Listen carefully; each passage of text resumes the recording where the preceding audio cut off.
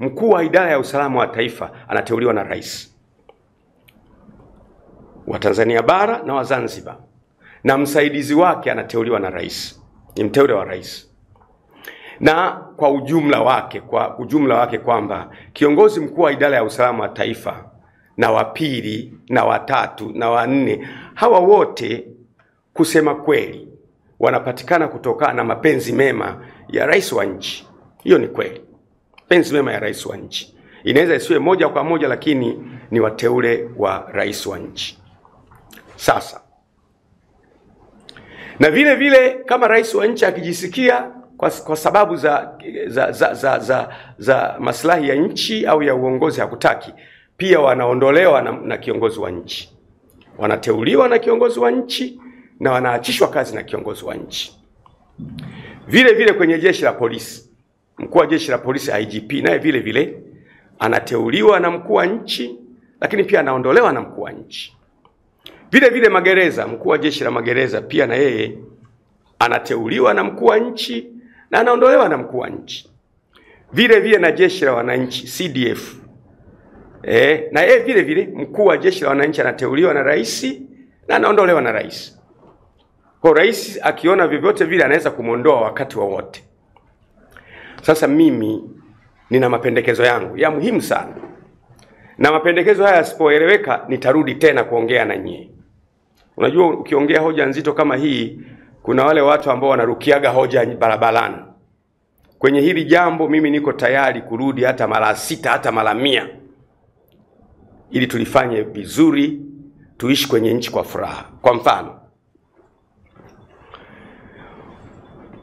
kwa sababu hawa wakuu wa vyombo wote ni wateule wa rais, ni jambo zuri.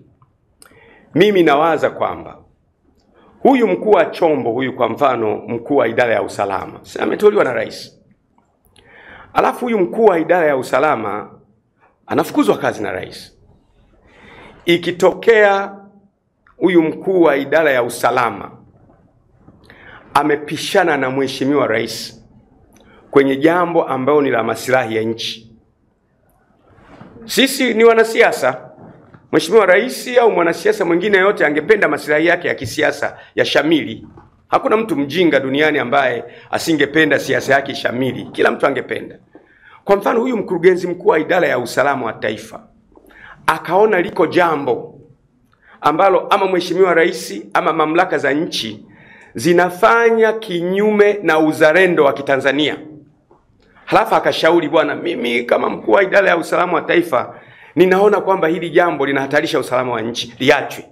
Anafukuzwa kazi, anaondoka. Kwa sababu huyu naye mshauri mambo ya kizalendo ndio ana mamlaka ya kufukuza kazi, unaondoka, analetwa mwingine. Akiletwa mwingine na yeye akionekana yeye kuna mambo fulani ambayo, mimi natoa mifano, kuna mambo fulani ambayo ni ustawi wa nchi, naye anayakwamisha, yamekuja, lakini yeye anashauri, bwana, mimi naona mheshimiwa ili jambo tusilifanye kwa sababu linahatarisha usalama wa nchi. Akikataa anafukuzwa, atakuja anaitwa mwingine. Na yeye anaambiwa, bwana, tunaelekea hivi, lakini yeye kwa profession, kwa taaluma yake, anaona hili jambo kwa usalama wa nchi, kwa uzalendo wa nchi, kwa future ya nchi haliko sawa. Akakataa, naye anafukuzwa. Atakapokuja wanne atakubali, kwa sababu hawa ni binadamu wenye ana familia, huyu mtu ana watoto, ana maisha, ana ambition, ana watu wanaomtegemea, ni mtu. Mkuu wa idara ya usalama wa taifa, mkuu wa jeshi la polisi, mkuu wa jeshi la magereza, mkuu wa jeshi la wananchi ni binadamu kama binadamu mwingine yeyote. Akiona wenzangu walitetea maslahi ya nchi wamefukuzwa na mwenzangu mwingine amefukuzwa, itabidi mtu akubali. Mimi sisemi kwamba kuna mtu amekubali kuacha kutetea uzalendo wake akawatetea wanasiasa. Mimi nakupa mfano kwamba atakubali. Nikupe mfano kwa mfano, nikupe mfano. Ni mifano hii, naomba unielewe vizuri. Kwa mfano, tunadaiwa deni, niseme tunadaiwa deni na nchi fulani, labda Ufaransa au Uingereza au nani, au kampuni yote au taasisi yoyote. Halafu hiyo taasisi nayo tudai deni kama nchi ikasema basi ule muda wa kulipa umepita, tunaomba sisi mtukabidhi ziwa Tanganyika tuwe tunaliendesha kwa miaka 100 au miaka 30 au miaka 40.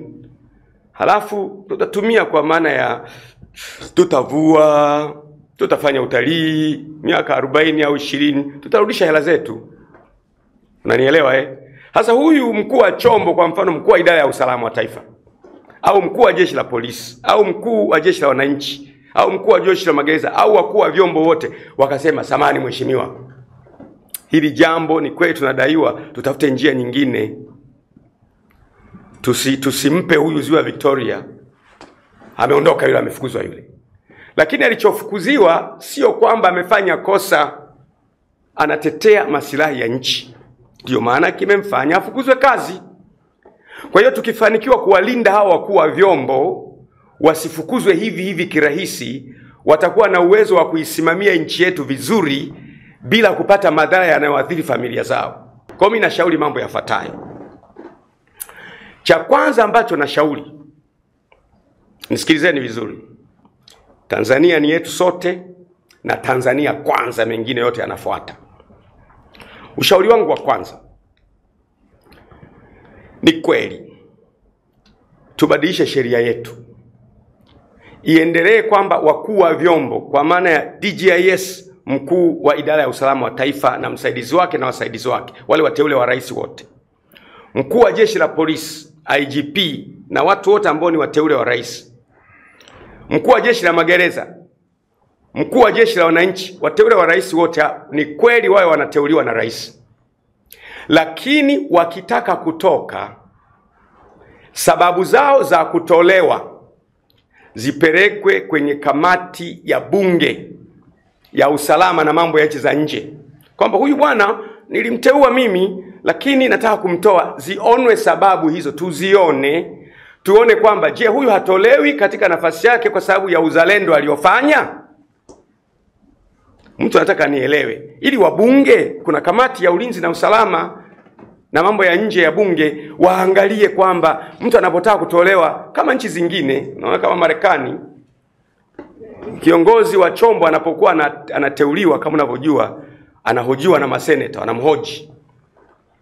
Na sisi tufike mahali kwamba kiongozi wa chombo anapotaka kuondolewa, sababu za viongozi wakuu wa vyombo ambao ni wateule wa rais, kama DGIS na aliye chini yake na aliye chini yake, na mkuu wa jeshi la polisi na wale wote ambao ni wateule wa rais, na magereza na jeshi la wananchi wateule wa rais, umteue sawa, ili tulilinde taifa. Unapotaka kumtoa, sababu za kumtoa yule mtu ziletwe kwenye kamati ya ulinzi na usalama na mambo ya nje ya nchi ya bunge, kwamba huyu bwana tunataka kumtoa, lakini sababu za kumtoa ni hizi hapa, ni hizi hapa, ni hizi hapa, ni hizi hapa, ni hizi hapa, ili kusudi tuone, je, huyu mtu hatoki kwa sababu ameitetea nchi yetu? Huyu mtu hatoki kwa sababu ametimiza wajibu wake wa kitaaluma katika kuisaidia nchi yetu iwe bright? Hiyo itatusaidia sana, na itawafanya hawa wakuu wa vyombo wawe wanaamua mambo, hata kama wakiamua kinyume na mamlaka zetu, lakini waamue kwa kuitetea nchi yao wenyewe.